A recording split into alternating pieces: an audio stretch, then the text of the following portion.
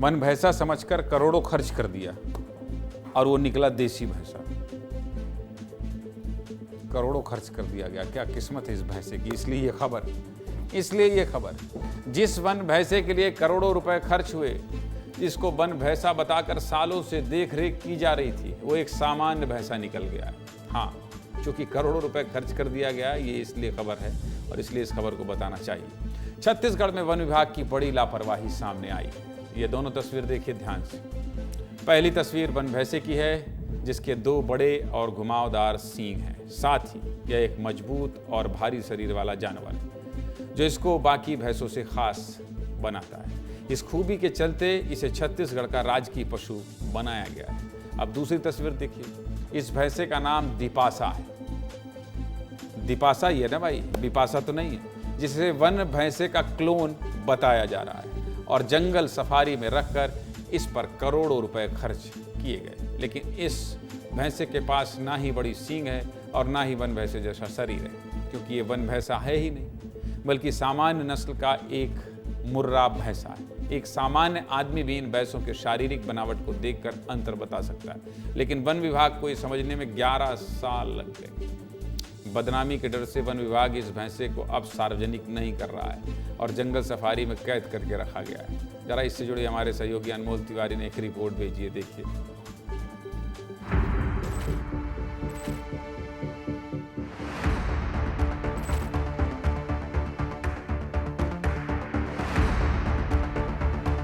जंगल safari में one भैंसा का क्लोन पैदा करने का दावा फेल हो गया है।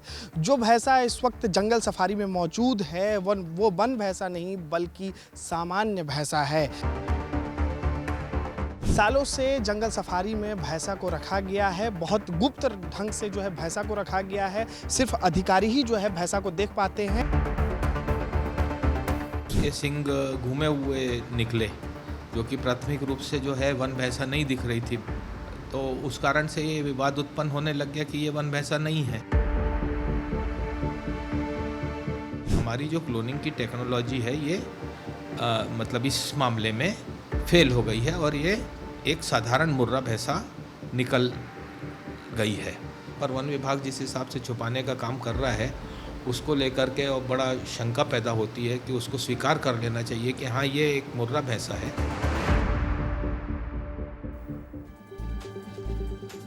आखिर इतनी बड़ी गड़बड़ी कैसे हुई और इसका खुलासा कैसे हुआ, चलिए ये भी आपको विस्तार से बता देता हूँ। छत्तीसगढ़ का राजकीय पशु वन भैंसा विलुप्त होने की कगार पर है। क्लोन तकनीक के जरिए इसके संरक्षण की पहल की गई, जिसमें उदंती सीता नदी टाइगर रिजर्व की वन भैंसा आसा और देसी भैंस से क्लोन बनाया गया। इसके लिए रायपुर से 1350 किलोमीटर दूर हरियाणा के Karnal national dairy research institute में क्लोन तैयार किया गया, जिसका नाम दीपासा रखा गया। और वन विभाग ने 11 साल पहले विश्व में वन भैंसा का पहला क्लोन पैदा करने का दावा किया। 28 अगस्त 2018 को दीपासा को नया रायपुर की जंगल सफारी में लाया गया। इस पूरी प्रक्रिया में करोड़ों का खर्च आया है, लेकिन जब विभाग के दावों पर सवाल उठने लगे तो डीएनए सैंपल पुष्टि के लिए भेजा गया। लेकिन कई साल बीत जाने के बाद भी जब रिपोर्ट नहीं आई तो हैदराबाद के CCMB रिसर्च सेंटर से इसकी जानकारी मांगी गई और पूछा गया कि दीपासा वन भैंसा है या नहीं, जिसके बाद खुलासा हुआ कि जंगल सफारी में रखे गए जिस भैंसे को वन भैंसा बताया जा रहा था, वो तो एक सामान्य नस्ल का मुर्रा भैंसा। हालांकि वन विभाग के आला अधिकारी अभी भी इसे वन भैंसा ही मान रहे हैं, लेकिन जांच रिपोर्ट कब तक आएगी ये नहीं बता पा रहे हैं। क्या कह रहे हैं वन विभाग के अधिकारी प्रेम कुमार, सुनिए।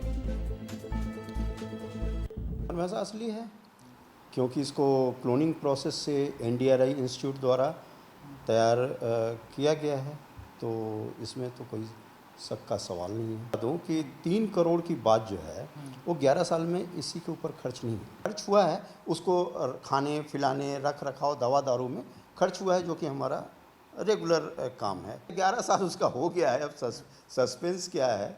DNA रिपोर्टिंग आ जाएगा तो जिन लोगों को थोड़ा सा शंका रहती है कि उसमें कोई डाउट है, तो DNA रिपोर्टिंग के बाद ही कंफर्म हो। नहीं कह सकते हैं हम लोग रिमाइंडर ही लिख सकते हैं, कर भी सकते हैं, लेकिन अभी हम जब तक आ नहीं जाए हम नहीं कह सकते हैं कब तक मिलेगा। गोल गोल बात कर रहे हैं, रिपोर्ट अभी आया नहीं है, कन्फ्यूजन है।